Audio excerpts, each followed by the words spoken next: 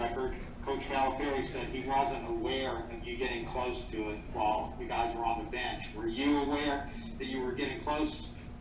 First of all, thank you, but nah, I didn't even know like that was the assist record, and then one of the staff was like, "You need one more," but like I was already walking out the huddle, so I really didn't know what he was saying. But then once I got close to it, I think I got 15. All my teammates on the court were telling me, they were like, "Yo, like you just need two more, and you could set the record." And I was like, "Oh shoot!" So that's what I kind of just went out there and did just to get the last two, really. Gary Tipton, go ahead. TyTy, how did you feel? What was your initial reaction to learning Xavier would not be playing, and the onus would be on you?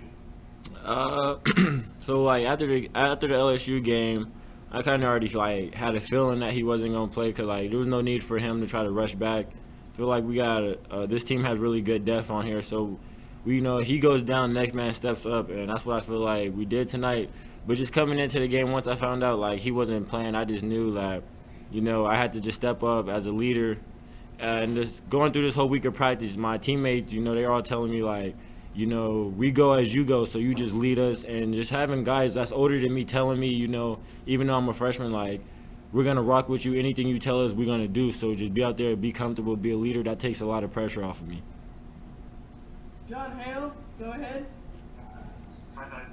John Wall had the record previously. I'm curious, what does that day mean to you? How much did you just kind of grow up watching your plays? It excites me. I mean, it's John Wall. I watched him play. I watched a bunch of his highlights at Kentucky. Watched him in the NBA a lot. So, just for me to go out there and break the record, which is exciting to me because a lot of other great point guards came here as well. So, I mean, I could be the one who said, I went to Kentucky, I set the record, and, hopefully it gets, set for a minute. Hopefully nobody breaks it. But to the next person who does break it, congrats to them. Kyle Tucker, go ahead. Yeah, I was actually going to ask something sort of similar about the significance of breaking a guy like John Wall's record, but in a different direction.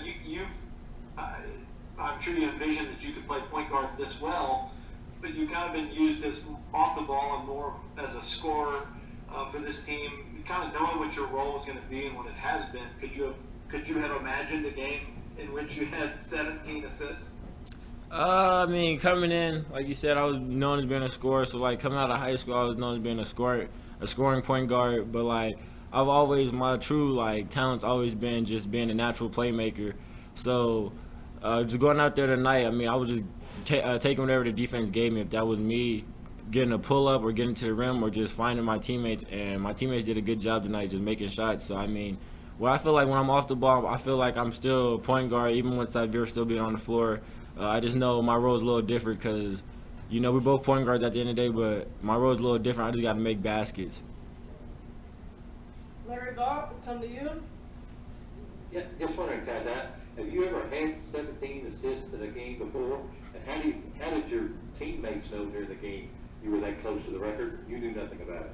How did they find out? I had 17 assists in NBA 2K. That's about it. But, like, other than that, nah, I think most I ever got was probably like 12 or something like that. So when I came out here and once I realized I was close, my teammates, they just told me, they're like, yo, like, you can make history, brother. Like, they're all encouraging me to, like, find them. And they're all telling me, like, you find us, we're going to knock it down, we're going to finish it for you. Like, they all wanted to see me make history. So that's just goes to show what type of team we have, and everybody cares for one another, and we don't really care who's scoring at the end of the day.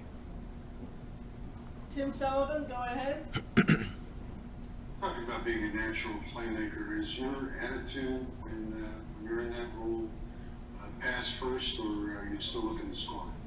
No, I just feel like my role still stays the same. Just know I got to be a better leader. So I just, I still look to score, still be aggressive. But with me doing that, I know I could draw defenders and set my teammates up.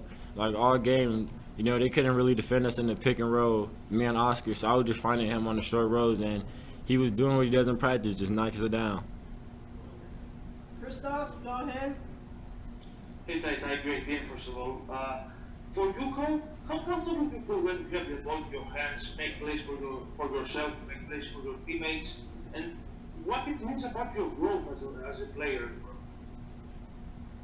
I feel like my growth, I'm just showing, elevating my game in all categories, but my biggest concern is just keep growing on the defensive side of the ball, I want to be a little more active on the defensive side of the ball. I feel like that can always help, I feel like we're a defensive team, so I got to step my tone up a little better.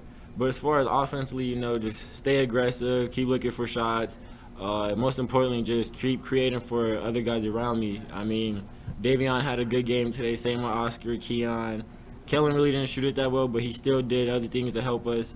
So, when I'm in the point guard role, I feel like it's my priority, to make sure the guys are straight, getting their opportunities to score the ball when we need them to. John Hale, we'll circle back to you. I think Sabir had a game with 14 assists earlier this season. What did he say to you, and how much do you think he's going to be gunning for that record automatically when he comes back? So right after the game, he just started calling me PG1. He like, I don't need to come back. Like, you got it under control. You're PG1 now. Da da da. He just was super excited for me that I got the record, and he was just pretty much telling me like, when he gets back, continue to be who I am, continue to play how I just played tonight, with or without him on the floor. Like he said, he was just telling me like, at the end of the day, I know how to play basketball pretty good. So he was just telling me just be who I am, just be comfortable in my skin.